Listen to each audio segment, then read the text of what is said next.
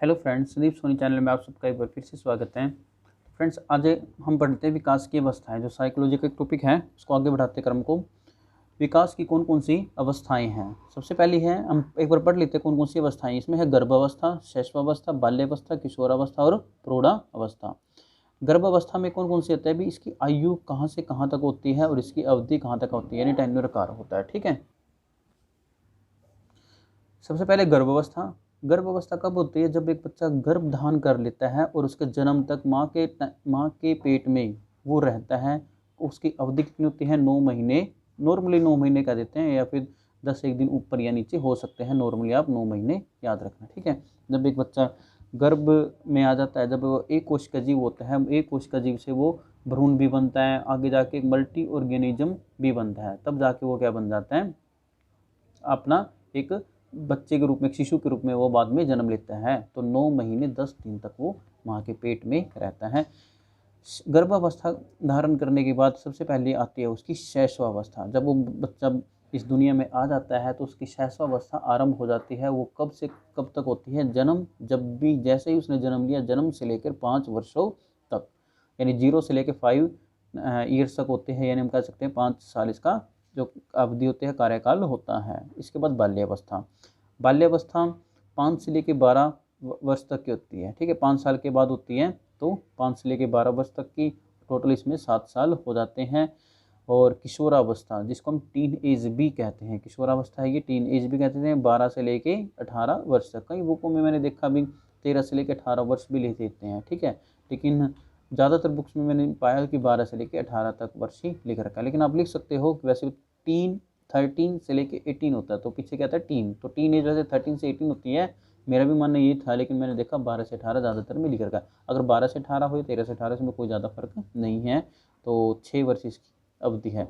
प्रौढ़ावस्था हो जाती है, प्रौढ़ावस्था 18 साल से अधिक, जितने साल भी आगे वो जिएगा वो सारा उम्र प्रौढ़ावस्था। एक वृद्धावस्था, वो भी प्रौढ़ हिस्सा का एक अगला पार्ट है, वो वहाँ तक हमें नहीं जाना, क्योंकि हमें तो बच्चों को पढ़ाना है, तो हम प्रौढ़ावस्था तक ही जाएंगे। ठीक है फ्रेंड्स, ये हमारी विकास की कुछ अवस्थाएं हैं, जिसमें से बच्चा एक शैशवा शिशु बनकर, बालक बनकर, किशोर बनकर, प्रौढ़ावस्था तक हर स्टेज से होकर निकलता है। ठीक है फ्रेंड्स, आगे बढ़ते हैं।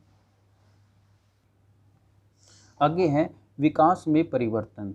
ठीक है, जब इंसान बच्चा बढ़ता है, विकास उसका होता है, तो कौन कौन से उसके अंदर परिवर्तन आते हैं? सबसे पहले तो उसके अंदर आकार का परिवर्तन आता है, चेंज इन साइज, साइज का चेंज आता है। जब बच्चा बढ़ता है तो उसके शारीरिक पक्ष तो बिल्कुल चेंज होता है, सीधी सी बात है। आज बच्चा अगर 4 साल का, तो 6 साल बाद होने के बाद उसकी हाइट और वेट में पक्की बात है डिफरेंस आएगा ही आएगा। मानसिक विकास, हर जैसे जैसे बच्चा बढ़ता है उसका मानसिक विकास बढ़ता ही रहता है। तो समाज में घुलना मिलना शुरू कर जाता है। नैतिक अवस्थाएं, वो नैतिकता सीखता है कि समाज में रहकर हमें जानवरों को नहीं मारना चाहिए, अहिंसा का पालन करना चाहिए, धार्मिक प्रवृत्ति और भी बौद्धिक क्षमता और भी इसके अंदर परिवर्तन आते हैं। तो परिवर्तन होता है, आकार में परिवर्तन, चेंज इन शाइप, शारीरिक के साथ साथ उसके अंदर कई सारे विकास होते हैं जो हम पढ़ चुके हैं। दूसरा है अंगों और प्रत्ययों के, अंगों का अनुपात में परिवर्तन। जैसे देखो, अंगों में परिवर्तन कैसे हो जाता है? जब बच्चा जन्म लेता है ना, उसके हाथ पैर का अनुपात कितना होता है, सिर का अनुपात कितना होता है, तो ये सारी बातें अंगों के अनुपात में बता रखी है। क्या कहते हैं, पढ़ लेते हैं एक बार। बाल्यावस्था के दौरान हाथ पैर की अपेक्षा सिर बड़ा होता है। जब बच्चा बाल्यावस्था में होता है ना, बाल्य अवस्था के अंदर होता है, जब वो 5 से लेकर 12 साल तक होता है, जब क्या होता है, उसके हाथ पैर की अपेक्षा उसका सिर बड़ा होता है। लेकिन जैसे जैसे किशोरावस्था में आता है, टीन एज में आता है, तो यह वयस्कों के समान हो जाता है। जैसे अडल्ट हो जाते हैं ना, उनका जो सिर का साइज है वो थोड़ा छोटा हो जाता है, लेकिन हाथ पैर उसके बढ़ जाते हैं।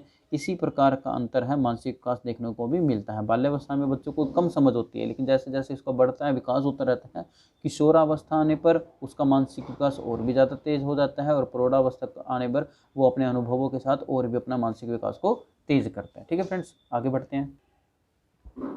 बाल्यावस्था में बालक आत्म केंद्रित होता है। की इंपॉर्टेंट बात है, बाल्यावस्था में क्या होता है, बच्चा आत्म केंद्रित होता है। वो क्या रखता है, अपना सामान खुद अलग रखता है, अपने खिलौनों को किसी के साथ शेयर नहीं करना पसंद करता। ठीक है, वो सिर्फ खुद में मस्त रहता है, उसे ये नहीं पता होता घर में क्या होता है, किस घर के प्रति मेरी क्या जिम्मेवारी है। वो सिर्फ अपने आप में मस्त रहता है। लेकिन जैसे जैसे किशोरावस्था आती है, वह क्या होना लग जाता है, आत्म केंद्रित की बजाय विषम लिंगी होना में रुचि लेना लग जाता है। चाहे वो लड़का हो या लड़की हो, वो आपस में मिलना शुरू कर देते हैं, बातें करना शुरू कर देते हैं और एक दूसरे में इंटरेस्ट रखना शुरू कर देते हैं। कुछ चिन्हों का लोप हो जाता है, disappearance of the some signs. कुछ एक चिन्ह होते हैं वो लोप हो जाते हैं, जैसे कि विकास के साथ साथ हम कहते हैं ना बच्चों के दूध के दांत होते हैं, बचपन में तो होते हैं वो सारे सारे दूध के दांत टूट के उसके परमानेंट स्थायी दांत वो आ जाते हैं। इसी प्रकार कहते हैं विकास के अंदर एक थाइमस ग्रंथि है जो हमारे शरीर के अंदर होता है, उसका भी लोप शुरू में होता है बाल्य अवस्था में है, लेकिन बाद में किशोरावस्था का आने में वो भी लोप हो जाती है तथा दूध के दांत का भी लोप हो जाता है। अब कुछ चिन्ह तो लोप हो गए थे, लेकिन इसके साथ साथ नवीन चिन्ह यानी नई नई चिन्ह का प्रकटीकरण भी हो जाता है, ओरिजिन यानी प्रकट हो जाते हैं, उनका उद्भव हो जाता है। कौन कौन से कहते हैं, आयु बढ़ने के साथ साथ नए चिन्ह नए साइन भी प्रकट होते रहते हैं। हमें पता दूध के दांत टूट गए, अब ये थोड़ी ना दांत नहीं आएंगे, दांत आएंगे, लेकिन दांत आ जाएंगे आपकी बार परमानेंट आ जाएंगे। ठीक है, वो कहते हैं स्थायी दांतों का उगना, जो हमारे बच्चों के दांत है वो स्थायी दांत उग जाते हैं। चेहरे तथा बगल के तथा गुप्तांगों के अंगों पर बाल भी उग जाते हैं। जैसे कि हम सभी जानते हैं जब बच्चा बड़ा हो जाता है तो उसके प्राइवेट पार्ट्स पर भी क्या हो जाते हैं, बाल आना शुरू हो जाते हैं, जो कि उसके परिपक्वता की निशानी है। आगे कहते हैं विकास के विभिन्न पक्ष कौन कौन से हैं। विकास के बारे में हम जानते हैं भी शारीरिक विकास, मानसिक विकास, सामाजिक विकास, बौद्धिक विकास, इन सब के बारे में हम एक बार ब्रीफली और थोड़ा सा डिटेल में पढ़ लेते हैं। सबसे पहले क्या कहते हैं विकास के विभिन्न पक्ष में हम पढ़ लेते हैं शारीरिक विकास के बारे में। शैशवावस्था तथा बाल्यावस्था में तीव्र गति से विकास होता है, ये बात हमें पक्का पता है। अभी शैशवावस्था में बाल्यावस्था में जितना बच्चा जल्दी ग्रोथ करता है ना, उतना ना प्रौढ़ावस्था और किशोरावस्था में करता। प्रौढ़ावस्था में तो बिल्कुल ही शारीरिक विकास हमारा रुक ही जाता है। तो शैशवावस्था में बच्चा आज हमें दिखेगा अभी 1 साल बाद 2 साल बाद ऐसा इतना था, अगले 2 साल बाद देखना बच्चे की लंबाई, हाइट, वेट, वजन बड़ा सब कुछ मतलब बड़ा हुआ मिलता है। तो बाल्यावस्था में भी इसी प्रकार से विकास तीव्र गति से होता रहता है, जबकि किशोरावस्था में शारीरिक विकास में स्थायित्व आने लग जाता है। होता तो है, ये नहीं है कि किशोरावस्था में शारीरिक विकास नहीं होता, लेकिन स्थायित्व पकड़ने लग जाता है। बच्चे की हाइट अब नहीं बढ़ती बल्कि उसकी चौड़ाई बढ़ना आरंभ हो जाती है, ये होता है इसमें। शारीरिक विकास के बाद फ्रेंड्स है मानसिक विकास के बारे में। अब हमें पता है भी सीधी सी बात है, बच्चा जब बढ़ता है ना तो उसका मानसिक विकास बढ़ता ही रहता है। शैशवावस्था में तो बिल्कुल ही कम होता है उसका मानसिक विकास। जो भी मानसिक विकास होता है एक तरह से भगवान की देन होता है। कैसे, जैसे बच्चा आता है शैशवावस्था में जन्म लेता है, उसको दूध पिलाना कौन सिखाता है, वो सीख कर ही आता है एक तरह से। उसके अंदर एक खुद की प्रवृत्ति होती है, सहज प्रवृत्ति होती है। अभी एक मछली होती है, मछली का बच्चा होता है, आप भी अभी इसने जन्म लिया है तो उसको कोई सिखाता नहीं कैसे तैरना आपको, वो अपने आप ही तैरने लग जाता है। कुछ एक प्रवृत्ति होते हैं, इंसान हो, जानवर हो, जीव वो खुद लेकर आता है।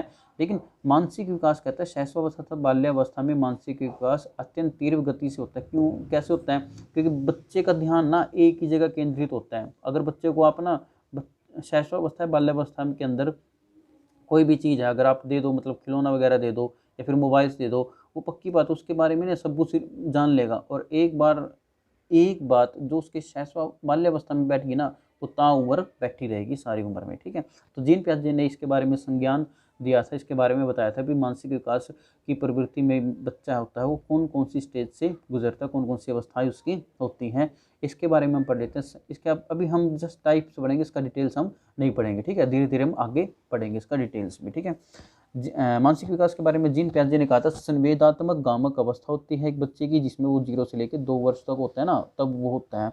पूर्व संक्रियात्मक अवस्था 2 से लेकर 7, मूर्त संक्रियात्मक अवस्था 7 से लेकर 11 तक, और औपचारिक संक्रियात्मक अवस्था होती है 11 से अधिक होती है। मतलब 11 से अधिक मतलब आप 11 से 15 मानकर चलो, लगभग 15-16 के बीच तक होती है।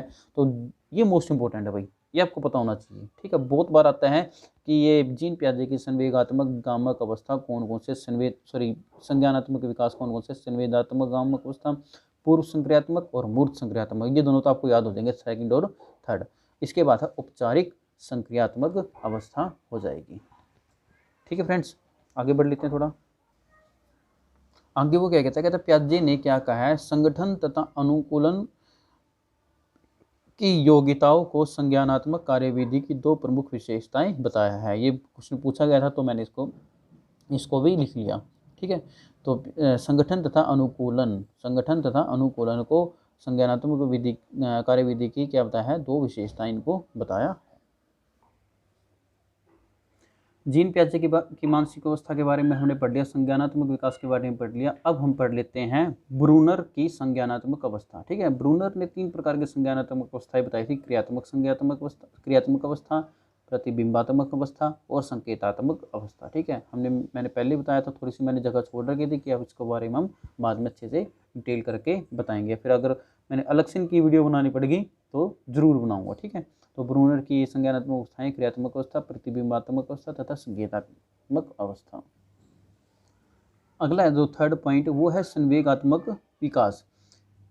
भय, क्रोध, घृणा, वात्सल्य, करुणा, आश्चर्य आदि ये सारे हमारे क्या है, संवेग है यानी इमोशंस है। भय यानी जल्दी से डर लग जाना, क्रोध गुस्सा करना, घृणा नफरत करना किसी से, वात्सल्य होता है माता और एक पुत्र का प्रेम, उसको कहते हैं वात्सल्य की भावना, करुणा रस किसी पर दया से आना, और आश्चर्य एक तरह से इमेजिन वो हो जाना, मतलब आश्चर्य वंडर हो जाना। ठीक है, आदि संवेग होते हैं, सारे के सारे क्या होते हैं, संवेग होते हैं। क्या कहते हैं संवेग के बारे में, संवेग मूल प्रवृत्तियों से संबंधित होते हैं, ये जन्मजात होते हैं भाई।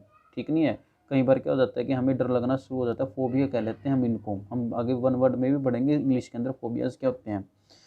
शैशवावस्था में संवेग व्यवहार प्राय स्थिर होते हैं, जैसे होते हैं वो स्थिर होते हैं, लेकिन बाल्यावस्था में कहते हैं इनकी स्थिरता होती है, वो डगमगाने लग जाती है। लेकिन किशोरावस्था में ये संवेग क्या हो जाता है, उग्र हो जाते हैं, बड़े क्रोधित हो जाते हैं। आपको पता होगा कि जो बच्चे किशोर अवस्था में आ जाते हैं ना, वो थोड़ा जिद्दी बन जाते हैं, अगर उनको कोई सामान ना मिले ना, वो थोड़ा गुस्सा करना स्टार्ट कर देते हैं, तो इनके जो संवेग है वो थोड़े उग्र होने शुरू हो जाते हैं। ठीक है फ्रेंड्स,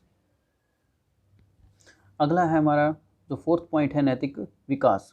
जीन पियाजे ने भी नैतिक विकास के 3 स्तर बताए हैं, वो है नैतिक यथार्थता, नैतिक समानता और नैतिक सापेक्षता। ये पॉइंट्स मैं बार बार कह रहा हूँ फ्रेंड्स, पढ़ लेना, देख लेना, मोस्ट इम्पोर्टेंट है। एग्जाम्स के जब होएगा ना तो आगे रखी मिलेंगे आपको।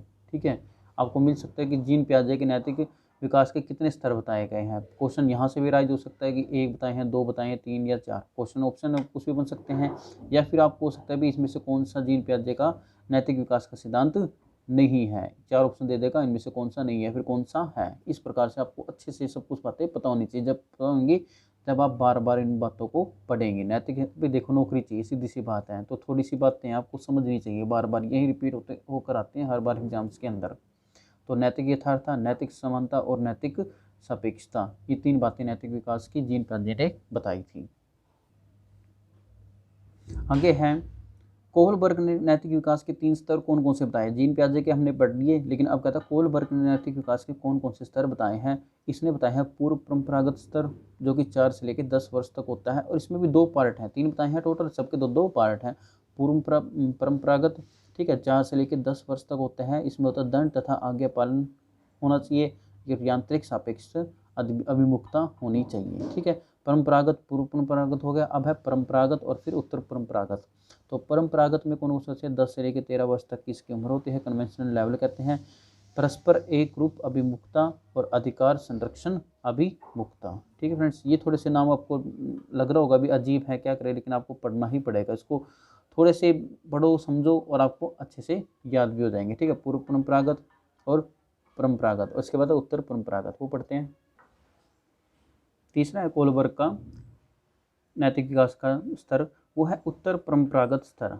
ठीक है, वो है 13 से लेके अवधि है उसकी 15 वर्ष तक। 5वां 6ठा पॉइंट इसका क्या क्या बनेगा, सामाजिक अनुबंध विधि सम्मत अभिमुखता। आप सामाजिक अनुबंध से ही याद रख लेना, इतना भी पढ़ लो तो भी हो जाएगा। और सार्वभौमिक नैतिक सिद्धांत अभिमुखता, तो सामाजिक अभिमुखता और इस हिसाब से पढ़ सकते हैं, और सार्वभौमिक अभिमुखता ये भी हम पढ़ सकते हैं। तो लास्ट जो हमारा पॉइंट है फ्रेंड्स, विकास को प्रभावित करने वाले कारक है, तो उसमें से कौन सा आ जाएगा, सामाजिक विकास। कहता है इसके फलस्वरूप व्यक्ति समाज के आदर्श मूल्यों तथा विश्वासों में आस्था रखता है और उसी से सीखता है। तो सामाजिक विकास की 3 अवस्थाएं बताई गई हैं, कौन कौन सी, शैशवावस्था, बाल्यावस्था और किशोरावस्था। ये सामाजिक के साथ साथ शारीरिक विकास की भी अवस्थाएं बताई गई हैं। ठीक है फ्रेंड्स, तो आज हम इतना ही पढ़ लेते हैं। आई होप आज की वीडियो आपको समझ में आई है। अगर समझ में आती है तो फ्रेंड्स चैनल को लाइक और सब्सक्राइब करना मत भूलना। मिलते हैं नेक्स्ट वीडियो में, तब तक के लिए बाय।